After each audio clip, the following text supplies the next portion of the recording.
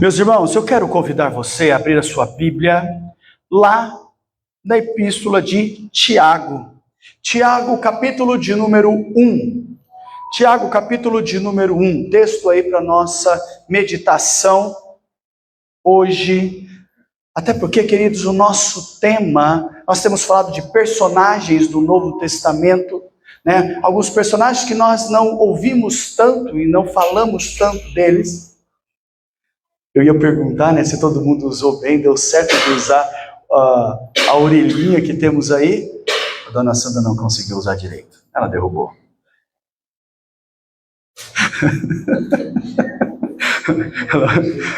ela vai morrer, tá vermelha ali, pimentão. Queridos, Tiago, capítulo de número 1, dos 22 a 27. E queridos, nós estamos falando desses personagens do qual nem sempre nós ouvimos tanto sobre eles. E claro, Tiago é um deles. Tiago, irmão de Jesus, que é justamente o autor, queridos, da epístola de Tiago, que é o tema e é sobre quem nós vamos falar realmente hoje. Joia? Tiago, irmão de Jesus. Vamos ler o texto? Então, Tiago, capítulo 1, versículos 22 a 27. E ele vai nos dizer assim: tornai-vos, pois, praticantes da palavra e não somente ouvintes, enganando-vos a vós mesmos, porque se alguém é ouvinte da palavra e não praticante, assemelha-se a um homem que contempla no espelho o seu rosto natural, pois a si mesmo se contempla e se retira, e para logo se esquece de como era a sua aparência. Mas aquele que considera atentamente na lei perfeita, na lei da liberdade, e nela persevera, não sendo ouvinte negligente, mas operoso, praticante, esse será bem-aventurado no que realizar. Se alguém supõe ser religioso, deixando de refrear a língua, antes enganando o próprio coração, a sua religião é vã. A religião pura e sem mácula para com o nosso Deus e Pai é esta: visitar os órfãos e as viúvas nas suas tribulações, e a si mesmo guardar-se incontaminado do mundo. Os primeiros versículos, queridos, do capítulo 1, que diz: Tiago, servo de Deus e do Senhor Jesus Cristo, as 12 tribos que se encontram na dispersão, saudações.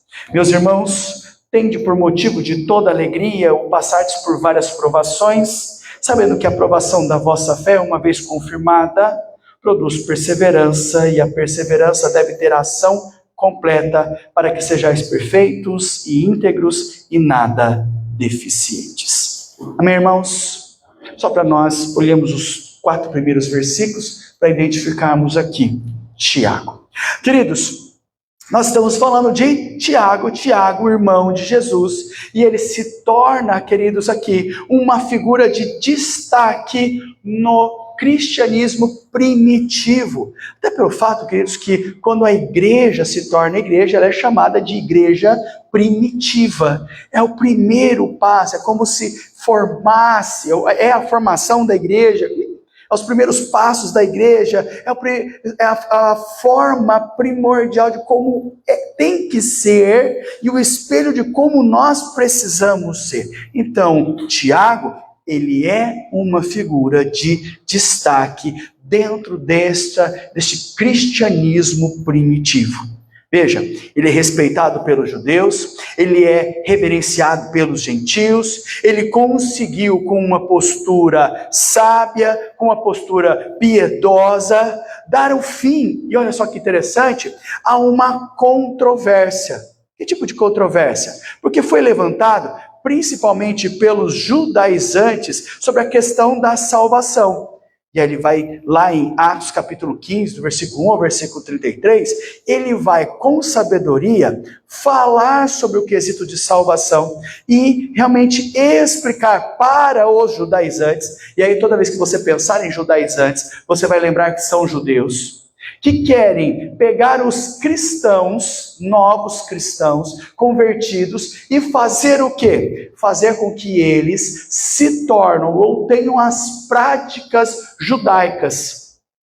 Por exemplo, ter a marca do judeu no seu próprio corpo. Ter realmente os ritos judaicos na sua própria vida. Então é tornar eles judaicos, judaizar eles. Então esta é a ação que eles estão trabalhando, principalmente sobre a questão da salvação, que eles ainda estão esperando o Messias. Então ele vai trabalhar e dizer assim, não é bem assim. Não obstante a isso, a experiência na igreja, aí nos seus primeiros dias, Tiago não parece aí suscitar o interesse dos cristãos contemporâneos. Tanto que Taylor vai dizer o seguinte, a nossa geração de estudantes da Bíblia amanhece pensando no apóstolo Paulo, almoça pensando em Paulo, vai jantar com Paulo, quase desconhece os outros membros do círculo apostólico. Todo mundo só pensa em Paulo. Ninguém pensa em outro, né? Por isso, nós vamos falar um pouquinho sobre Tiago, né? Que faz parte desse círculo apostólico, que muitas vezes nós não falamos tanto, né? Normalmente só se fala sobre quem? Sobre Paulo. Ok? Bom, tratando sobre isso, o que nós vamos falar sobre Tiago? Primeiro, vamos tentar falar sobre o seu nome e o seu caráter. O nome Tiago, ele é a versão do grego chamado Jacobos, né? Ou Jacó. Esse nome traz a ideia de uma suplantação ou engano. Tá? Não há, entretanto, aqui alusão a comportamentos de Tiago, tá? Que atenda ao significado do seu nome. O que ele quer dizer? Está dizendo que o nome Tiago vai dar a ideia de engano no grego, porém não significa que as ações de Tiago, o comportamento de Tiago, identificam este significado. Nenhum momento você vai ver as suas ações, a sua vivência, a forma dele ser, apontando para a sua ideia de engano. Segundo o relato dos historiadores, por exemplo, Tiago foi um homem que expressava fidelidade em comum a quê? A lei. Ele tinha uma fé realmente inigualável. E isso, queridos, vai fazer com que ele tinha um grande respeito, uma grande admiração, tanto dos gentios quanto dos judeus cristãos. Então nós vamos olhar e ver que, independentemente do significado do nome dele, trazer a expressão enganação, ele, por si só, de maneira nenhuma, expressava nos seus atos, no seu comportamento, tal ação. Tanto que ele expressava fidelidade, ele expressava fé, e ele contava com o respeito e a admiração, não só dos gentios, mas também dos judeus cristãos. Um historiador antigo chamado Egésipo, cerca mais ou menos de 180 depois de Cristo, 180 anos depois de Cristo, ele vai dizer o seguinte, que o fervor espiritual, a vida moral irrepreensível e a constância na oração de Tiago lhe valeram o título, tá certo? De o justo. O que revela o profundo apego a Deus e a palavra de Deus, referendando e apontando isso para Tiago, queridos. Então, quando a gente pensa no nome e no caráter de Tiago, nós sabemos que ele tinha fé, nós sabemos que ele tinha fidelidade, nós sabemos que ele tinha fervor espiritual, uma moral irrepreensível, uma constância de oração, tanto que realmente ele tinha um título chamado o justo, por causa do seu apego à palavra realmente de Deus e ao Senhor. Também, queridos, qual era a sua relação com Jesus? Veja, os textos que nós podemos citar aqui, Mateus capítulo 13, versículos 56 a 55 e 56. Vamos abrir lá. Vai lá em Mateus capítulo 13.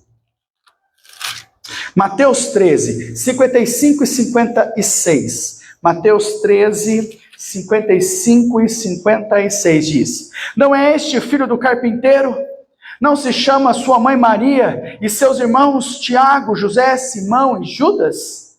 Não vieram entre nós todas as suas irmãs? De onde lhe vem, pois, tudo isso? Primeiro texto, falando a relação. Nós estamos falando que Tiago é o que de Jesus? Irmão. Vamos lá para Marcos capítulo 3. Marcos capítulo 3, do versículo 31 ao 35. Marcos 3, de 31 a 35, diz, olha, nisso chegaram sua mãe e seus irmãos, e tendo ficado do lado de fora, mandaram chamá-lo.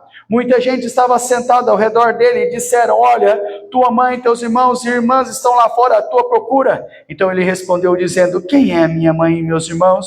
E correndo olhar pelos que estavam assentados ao redor, disse, eis minhas mães e meus irmãos. Portanto, qualquer que disser a vontade de Deus, esse é meu irmão, minha irmã e minha mãe.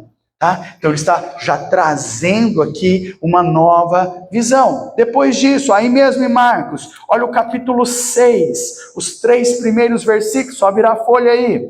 Tendo Jesus partido dali, foi para a sua terra e os seus discípulos o acompanharam. Chegando o sábado, passou a ensinar na sinagoga, e muitos ouvindo se maravilharam, dizendo, de onde vem a este estas coisas? Que sabedoria é esta que lhe foi dada? E como se fazem tais maravilhas por suas mãos? Não é este o carpinteiro, filho de Maria, irmão de Tiago, José, Judas e Simão?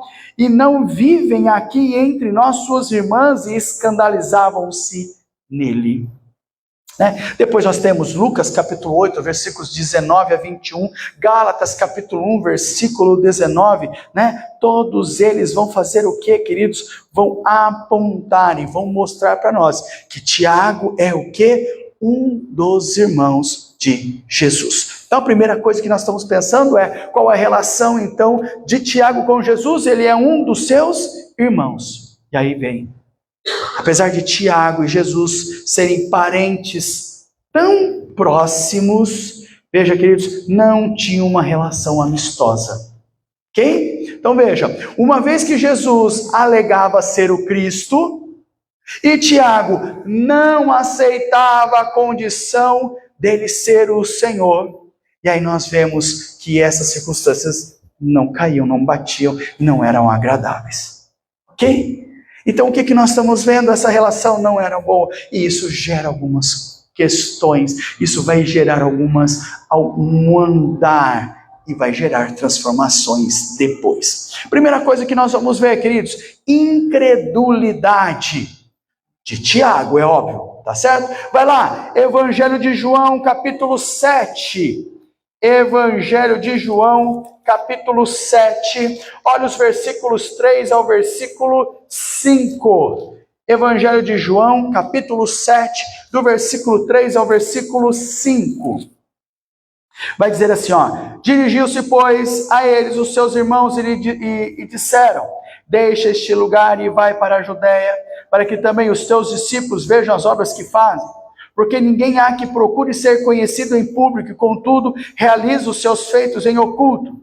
Se faz essas coisas, manifesta-te ao mundo, pois nem mesmo os seus irmãos criam nele. Ele diz, olha, santo de casa não faz milagre. Sai daqui, vai para o mundo, porque é mais fácil as pessoas darem crédito a você fora do que aqui. Até porque aqui os teus irmãos, nem os teus irmãos acreditam em você. Primeira coisa que a gente está vendo, incredulidade. Tiago, como irmão de Jesus, não acreditava nele, era um incrédulo. Tiago não era apenas incrédulo, mas ele apresentava uma atitude absolutamente rude em relação a Jesus. O seu comportamento chegou a tal ponto de que os parentes precisavam se interferir, tá? Por quê? Porque Tiago estava sendo, por exemplo, vamos dizer assim, incluindo, colocando realmente Jesus como um louco. Excluindo Jesus. É louco, põe de lado. Depois, Marcos capítulo 3, versículo 21. Marcos 3, versículo 21. Falando aí sobre a incredulidade, vai dizer assim, queridos, olha, quando os parentes de Jesus, ouvindo isso, saíram para o prender, porque diziam, está fora de si. Olha só, 2 textos mostrando a incredulidade. Diziam, olha, Jesus, não, nós conhecemos desde pequenininho, está louco, está fora de si, está biruleibe. Não é isso que a molecada de hoje diz? Está biruleibe. Não diz isso não? Então nós estamos vivendo em lugares diferentes. Está todo biruleibe.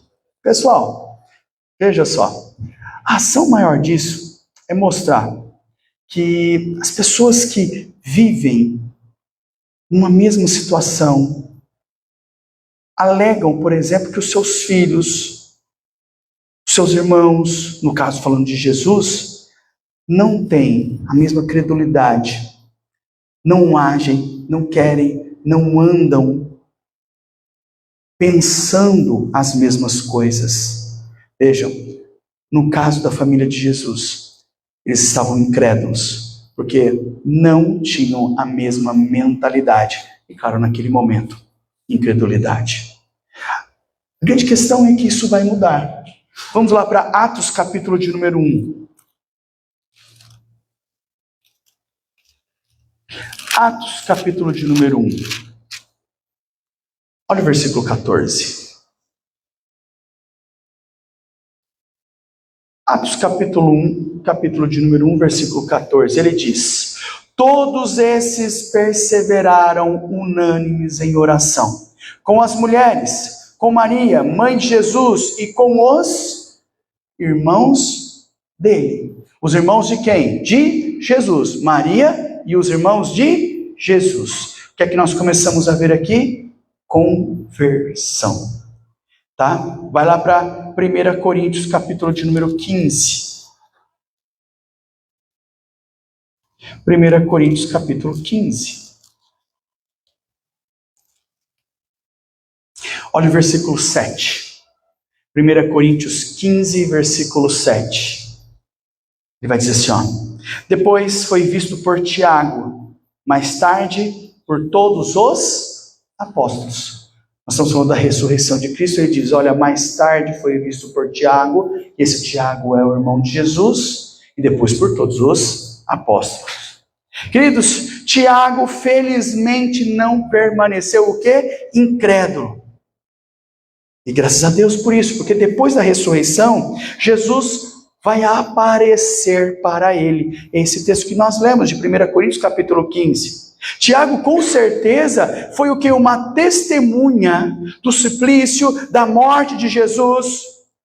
Agora veja, não restava dúvida lá na sua mente que Jesus estava morto.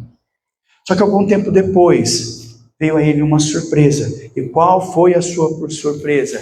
Ele se depara com o seu irmão vivo, que havia ressuscitado.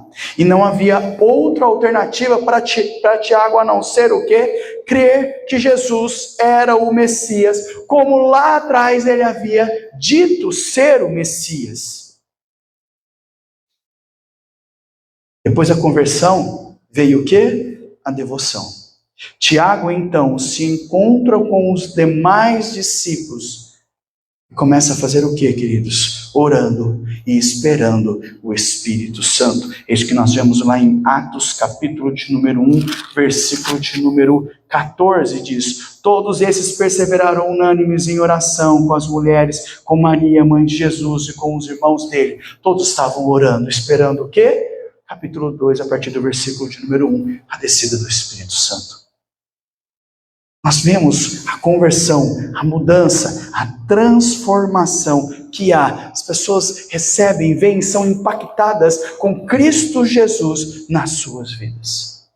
Quando nós olhamos, queridos, para Tiago, o que é que nós começamos a observar e ver nele? Uma vida humilde. Ele começa a evidenciar a sua humildade. Quando ele escreve a sua carta a Tiago, o que é que ele vai fazer? Ele vai se identificar. Tiago capítulo 1, versículo 1, ele diz o quê? Tiago, servo de Deus e do Senhor Jesus Cristo. Vocês viram a mudança na linguagem? Quem há algum tempo achava que Jesus era louco, agora faz o quê? Muda. Ele chama, o próprio Senhor de Deus, Deus Todo-Poderoso, e coloca a si mesmo como servo. A postura dele é outra. Ele mostra humildade. Ele diz realmente quem ele é e coloca Cristo, Deus, onde ele tem que estar. Cristo é Deus e eu sou servo. Eu não sou ninguém. Eu preciso servir, eu preciso realmente proclamar, eu preciso trabalhar, eu preciso realmente cada dia mais procurar agir de forma agradável a este Deus verdadeiro, do qual no passado eu zombei e achei que era falso. Veja, queridos, outro fato que nós podemos ver da humildade de Tiago é que quando ele escreve a sua carta, realmente diante de todos os seus discípulos, ele, por exemplo, não se impõe. Até porque, por que ele poderia se impor? Ele poderia dizer assim, olha, eu sou o irmão de Jesus. Tá? Veja, todos chamavam de Senhor, e ele poderia dizer assim, olha, ele é meu irmão. Ele poderia dizer assim, olha, eu tenho a primazia, mas ele diz o quê? Eu sou servo. Veja, queridos, lamentavelmente o desejo de servir tem sido rigorosamente rejeitado por um número significativo de cristãos nos dias de hoje.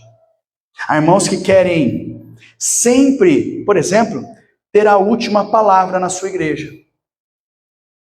São chamados de manda-chuvas, não aceitam, por exemplo, serem questionados. Há outros que se colocam como verdadeiros, são chamados até de caciques nas suas denominações. Queridos, quando nós falamos de crentes e de cristãos, está na hora de nós termos uma postura dentro da nossa igreja.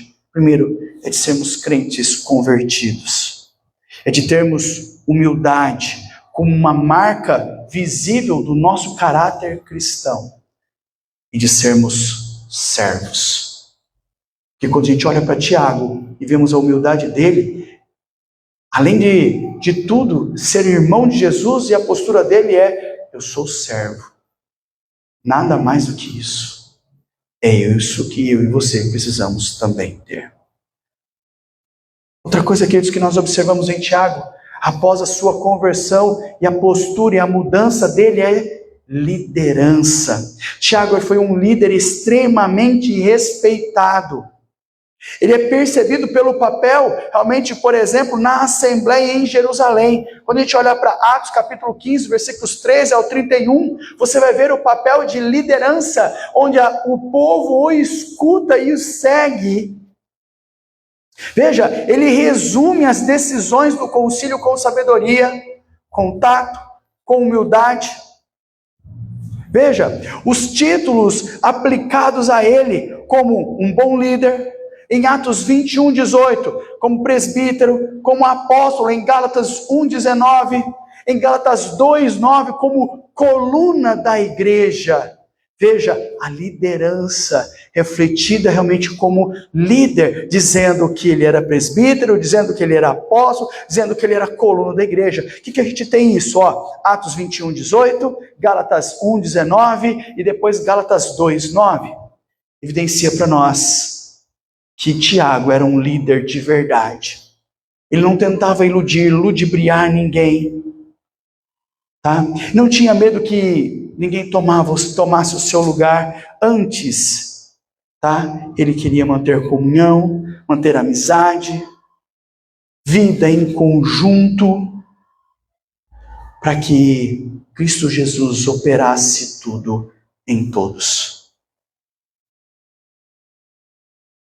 Queridos, e nós temos a carta, Tiago,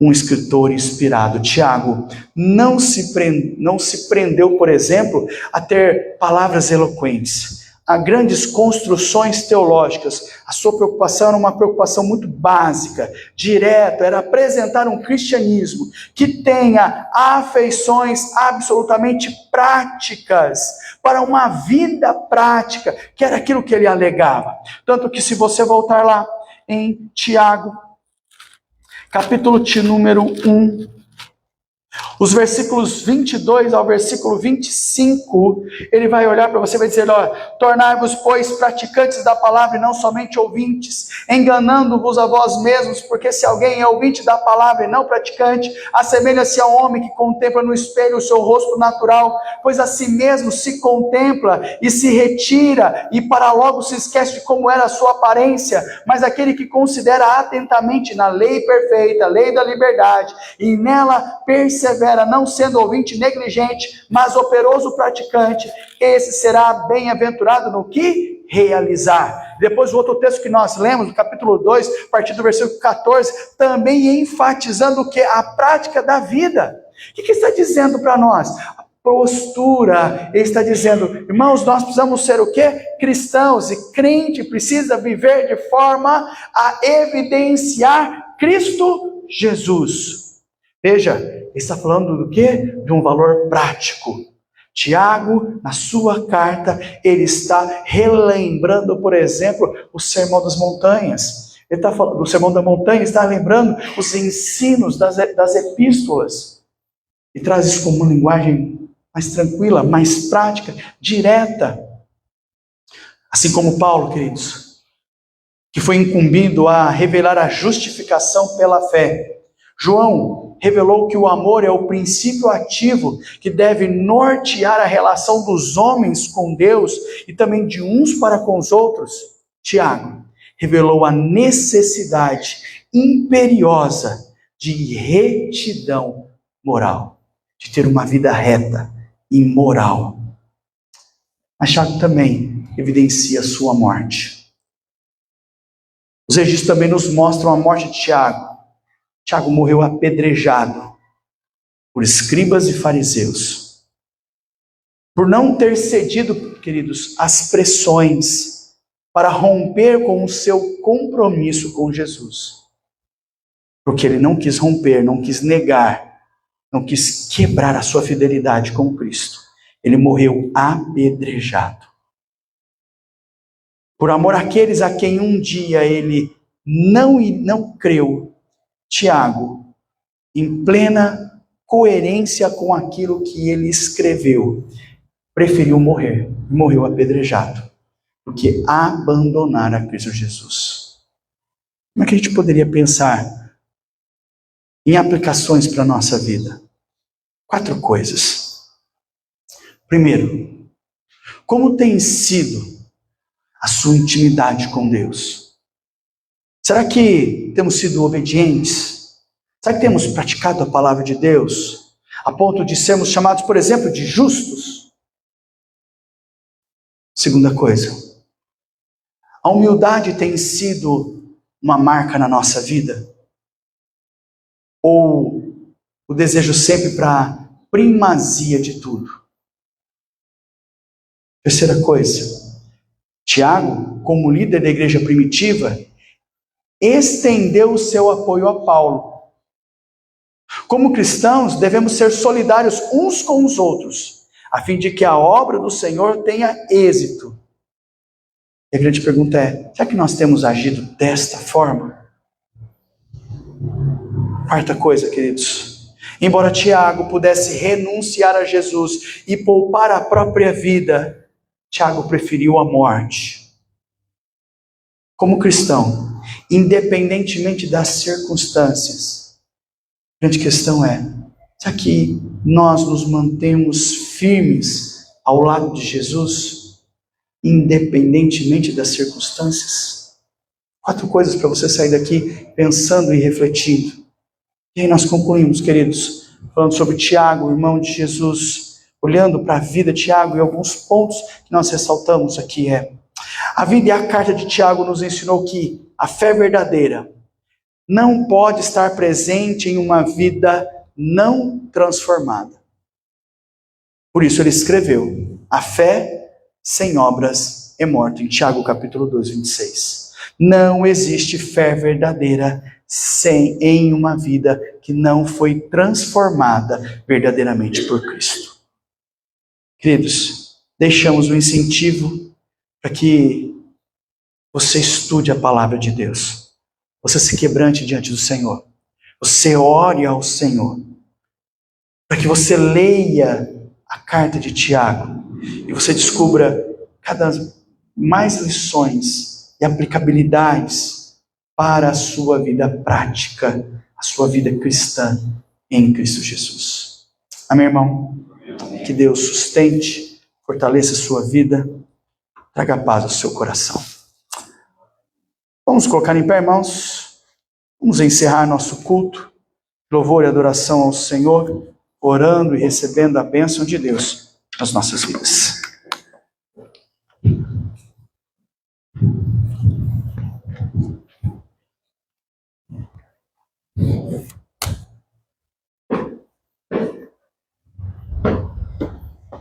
Vamos orar. Grandioso Deus, obrigado pelo seu cuidado, seu amor. Sustenta, Senhor Deus, as nossas vidas. Nos faça, Senhor Deus, cada vez mais reais, verdadeiros, cristãos, tementes a Ti e em todo tempo, Senhor Deus, proclamadores do Teu Evangelho. Para que o Teu povo ouça cada vez mais a Tua palavra. Para que o Teu povo ouça cada vez mais esse Evangelho que nos transformou. Para que este mundo ouça realmente a semente pode frutificar a salvação nas nossas vidas e na vida deles. Por Senhor Deus, assim como o Senhor nos alcançou, o Senhor também alcance Ele usando os Teus servos. Assim, Senhor Deus, como o Senhor transformou vidas, na Tua palavra, que o Senhor transforme as nossas e nos faça cada vez mais práticos, vivos, cada vez mais, Senhor Deus, humildes, cada vez mais praticantes do Evangelho verdadeiro. Usa, Senhor Deus, o seu povo. Visita, Senhor Deus, o seu povo. Consola, Senhor Deus, o coração do teu povo. Dá, Senhor Deus, paz aos seus corações. Anima, Senhor Deus, a fé do teu povo. E também, Senhor Deus, em nome de Jesus, que o Senhor traga paz, o Senhor também cura, o Senhor também dá tratamento adequado às nossas dores, ó Pai. Aos queridos irmãos, amigos, parentes que enfrentam a enfermidade, as dores, as doenças, que em nome de Jesus o Senhor visite. Os medicamentos, o tratamento, que as cirurgias possam, Senhor Deus, curar as suas vidas, e sendo a sua vontade, de forma divina e sobrenatural haja cura, haja alegria, haja poder do Senhor nessas vidas. Que eles se sintam animados, fortalecidos pelo Senhor dia a dia. Anima-nos, ó Pai. Fortaleça-nos, ó Pai. Nos dê uma boa noite de descanso, uma semana de trabalho, fortalecidos, sustentados pelo Senhor. Cuida de cada povo teu em nome de Jesus. E assim, sobre o seu povo, derrama a tua paz, o teu amor e a tua graça hoje e para todos sempre. Amém. Obrigado, queridos, pela tua presença e Deus continue abençoando.